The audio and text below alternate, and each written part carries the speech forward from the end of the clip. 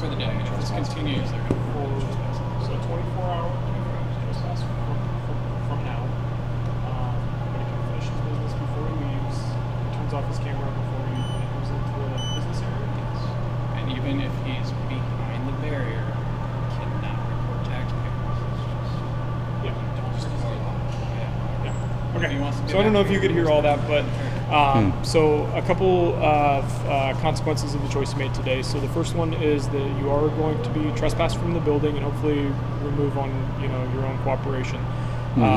The trespass for today is again for 24 hours for recording business transactions or making an attempt to try to record the business area where that's not allowed.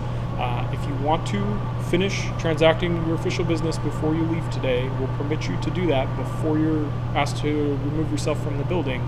But in order to do that, you need to disable the camera before you go back into the business area of the building. Before you leave this area and go over there where customers could have an expectation of being able to transact financial business without you making copies of their private information. Okay, there's no one back there, so why can't I just go back there like this? Because in that area where that type of business is transacted and where the cashiers are and where their computers are and where private information is likely to be or be displayed out in the office or on a desk, recording is not allowed in that area. You can't record it from this side of the tape. You can't record it from that side of the tape.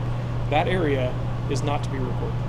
So if you want to transact your business, we can turn the camera off or leave it out here with us, and then we can go in there and transact your business, and then you're going to leave the building and experience a 24-hour trespass, and then next time you come and visit, if we can comply with that expectation to not record in that area, then I don't anticipate that we'll have issues like this in the future.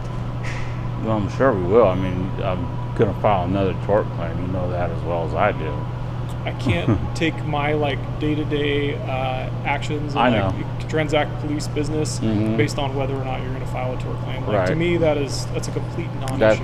It's not for me to consider on the side of the road. But my job is to conduct business in a way that's lawful and to carry out the public interest in the state's business and being able to protect the customers that come here to transact their business and to be able to assist the building manager in executing the removal order that they're putting together, but whether or not you're making a tort claim is really of no consequence to me. Okay, what I'll do is I'll turn my camera off, but I'm going to do it under duress because I don't want to do it because there's no way for me to prove that I turned anything in.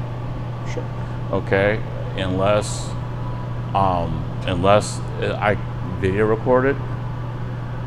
Number two, there's 2 troopers and a sergeant that are here. I respect your rank, so that's why I said sergeant instead of trooper. Okay. I appreciate that. And so what I'm going to do is I'm going to turn it off. I'm going to go in, turn this in. Sure. And then once I turn this in, then once I leave that restricted area, I'm going to turn the camera back on and I'll leave the building. I have no problem with that. And if you want to turn that back on before we continue to talk, that's totally fine. And as far as the business processes go, I'm not involved in their business process, but I strongly suspect if you were to ask the cashier for some type of receipt that you turned a document in, they'd probably provide you something. I'm going to ask them that they file it and make me a copy of it. Sure. So I have no reason that you're not allowed to do that. Okay. Okay? Yep. And